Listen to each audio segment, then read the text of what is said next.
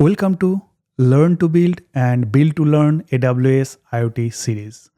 In the last video, we have configured web REPL and remotely connected to ESP32 dev kit from this Thorny IDE. Now we will dive into basics of machine module and do some simple hands-on activities to get a feel for it.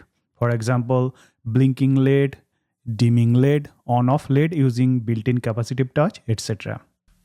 Machine module provides an interface to interact with different hardware components of microcontroller such as GPIO pin, analog to digital converter, digital to analog converter, PWM, pulse width modulation, and different communications interface like I2C, UART, SPI, etc. All these allow you to control or interact with real-world physical devices like sensors, actuators, displays, etc. Therefore, it is essential to understand this module for building IoT projects, and there are a lot in this module. So I'll cover the most frequently used ones to start with, and eventually we'll explore many more while working with real IoT projects. Let's get started. I have already opened Micropython documentation and quick reference for ESP32 dev kit. In machine module, you will find different functions, constant, and classes. Classes are high-level interface for interacting with different hardware components of microcontroller. For example, pin to control I/O pins. A pin object is used to control I/O pins, and I/O pins are known as GPIO.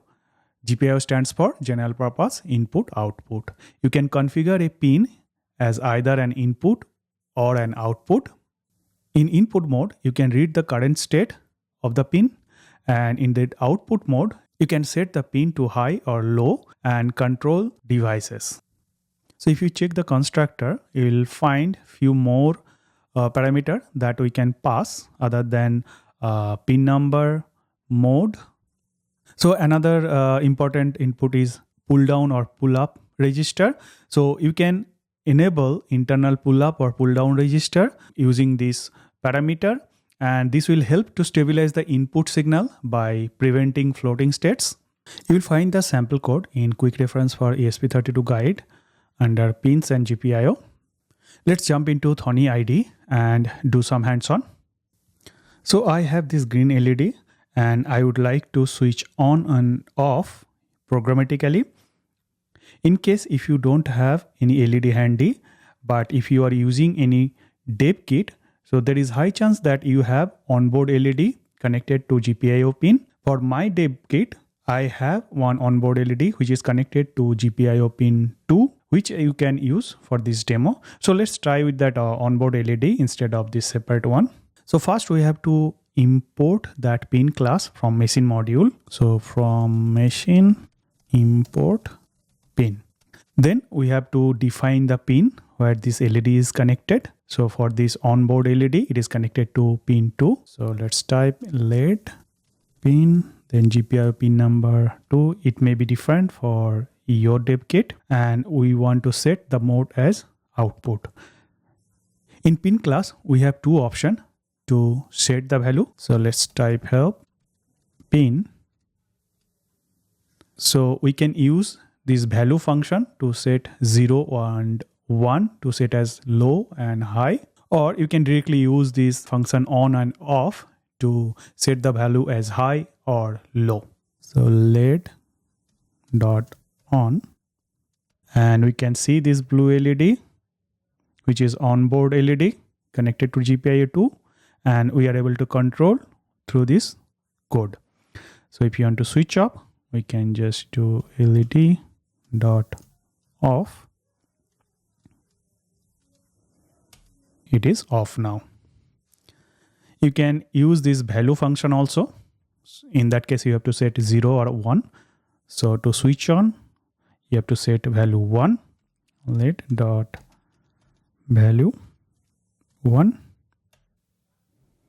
and it is on now. And to switch off, set it as 0. It is off now. Now let's try the same thing using one external LED. In case of LED, there are two legs. One is short, one is long. Short one is cathode. So we'll connect this to ground, and the long one to one GPIO pin, which we'll configure as output mode. In my case, this LED is rated as 20 milliampere at 3 to 3.2 volt, and the operating voltage for ESP32 is 3.3 volt. So I do not need any current limiting resistor, but in case if you are using different LED, you may need current limiting resistor. So in my layout, ground and GPIO 15 are side by side, so I'm going to connect this. For blinking LED example, I created this small function blink, which takes 3 input, pin number where that LED will be connected, the number of times we want it to be blinked, and the interval between two blink. Then I configured that pin as output. Then I ran a for loop where I toggled this value, pin dot value. So if it is 1, it will be 0, and next time it will be again 1. So it will alternate the value. So basically it will switch on and off alternatively. Then I invoked this function and I passed pin number 15 where my LED is connected, and I want 10 times blink, and interval will be 100 millisecond. So let's try this. Run the script. And we can see it is blinking. Thanks for watching. See you in the next one.